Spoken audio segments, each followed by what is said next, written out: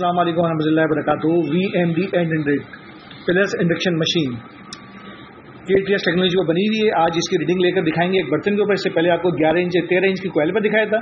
یہ تقریباً 11 انچ 10 سے 11 انچ کا یہ برتن ہے گا جو ایک پائپ کے ساتھ لگایا گیا ہے اور تقریباً 6.5 فٹ کے اوپر یہ پائپ کو لگایا ہوا ہے. مگر 7 فٹ کی ریڈنگ لے کر دکھائیں گے کیونکہ پائپ کو زمین سے تقریباً 1 فٹ اٹھا کر ہم ریڈنگ لیں گے.